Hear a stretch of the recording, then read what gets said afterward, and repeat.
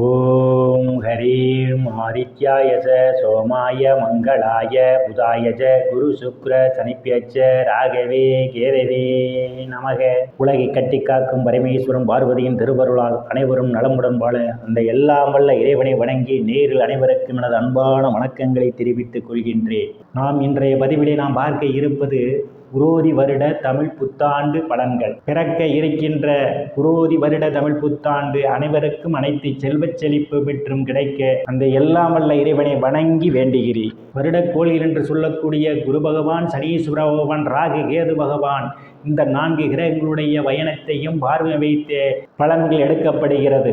நான் கூறக்கூடிய பலன்கள் அனைத்துமே வாக்கிய பஞ்சாங்கத்தின்படி கோச்சார ரீதியான உலக மக்கள் அனைவருக்குமான பொது பலன்கள். பாருங்கள், ராசிக்குள் போகலாம்.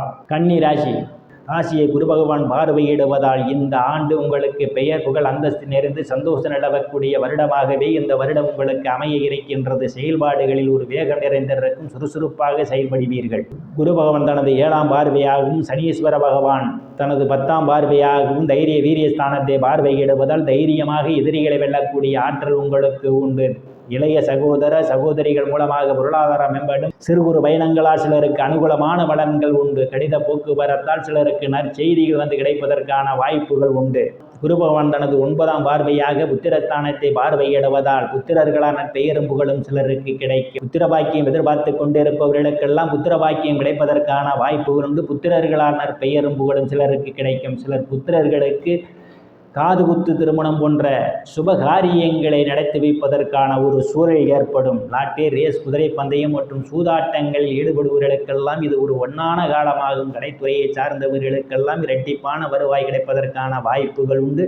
காதலர்களுக்கு பல்வேறு பிரச்சனைகளுக்கு மத்தியிலே உங்கள் காதல் திருமணம் நிறைவேறுவதற்கான வாய்ப்புகளும் உண்டு. சிலர் குருமார்கள், சாது சன்னியாசிகளை சந்திப்பீர்கள். அவர்களுடைய ஆசியும் ஆசீர்வாதமும் உங்களுக்கு கிடைக்கும். நீண்ட நாட்களாக குலதெய்வ கோயிலுக்கு போய் வராமல் இருந்தவர்களுக்கெல்லாம் சிலர் குலதெய்வ கோயில் போய் தரிசனம் செய்வதற்கான ஒரு சூழல் ஏற்படும். அஷ்டமஸ்தானத்திலே சனி பகவான் பயணம் செய்து கொண்டிருப்பதால் உங்களுக்கு ஏற்கனவே கடன் பிரச்சனையால் அவதிப்படுவோரெல்லாம் கடனில் இருந்து மீள்வதற்கான வாய்ப்பு உண்டு. ஒரு சிலர் தன்னுடைய கடனில் ஒரு சிறு தொகையாவது அசலில் வர வைப்பதற்கான ஒரு சந்தர்ப்ப சூழ்நிலை கூடி வரும். உடல்நலக் குறைவுகள் ஏதேனும் இருந்தால் உடல்நல பிரச்சனைகள் அனைத்தும் தீர்வதற்கான வாய்ப்புகள் உண்டு. எதிரிகளிடம் இதுவரை இருந்து வந்த பிரச்சனைகள் எல்லாம் தீர்ந்து எதிரிகளுடன் உள்ள நட்புணர்வு ஏற்படுவதற்கான ஒரு சூழல் ஏற்படும். களத்திர ஸ்தானத்திலே ராகு பகவான் பயணம் செய்து கொண்டிருப்பதால் கணவன் மனைவி இடையே ஒருவருக்கொருவர் விட்டு கொடுத்து போவது நல்லது. இல்லையேல் மனவருத்தம் ஏற்படுவதற்கான வாய்ப்புகள் உண்டு. பங்காளியுடன் அனுசரித்து போவது நல்லது. கூட்டுத் தொழில் செய்பவர்கள் கூட்டாளியுடன் அனுசரித்து போக வேண்டும்.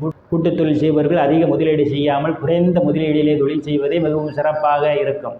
அஷ்டமஸ்தானத்தை சனீஸ்வர பகவான் பார்வையிடுவதால் தேவையில்லாமல் அடுத்தவர் பிரச்சனையில் தலையிடுவதை தவிர்ப்பது மிகவும் நல்லது. அடுத்தவருக்காக ஜாமீன் கையெழுத்து போடுவதை தவிர்ப்பது மிகவும் நல்லது. பாக்கியஸ்தானத்திலே குரு பகவான் பயணம் செய்து கொண்டிருப்பதால் தந்தையினுடைய அன்பும் ஆதரவும் சிலருக்கு கிடைக்கும். தந்தை உங்களுக்கு பக்க பலமாக இருப்பார். தந்தை வழி சொத்துக்களில் இதுவரை இருந்து வந்த பிரச்சனைகள் எல்லாம் தீர்வதற்கான வாய்ப்புகள் உண்டு.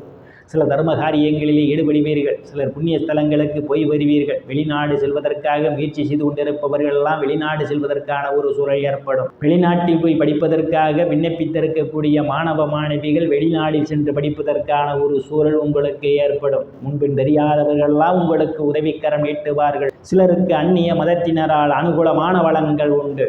நேயர்கள் அனைவரும் இறைவனுடைய திருவருளால் அனைத்து செல்வச் செழிப்பும் பெற்று சிறப்புடன் வாழ அந்த எல்லாம் வல்ல இறைவனை வணங்கி நேயர்களை மீண்டும் அடுத்த பதிவில் சந்திக்கும் வரை விடைபெறுவது ஜோதிடர் எஸ். ராமன். நன்றி, வணக்கம்.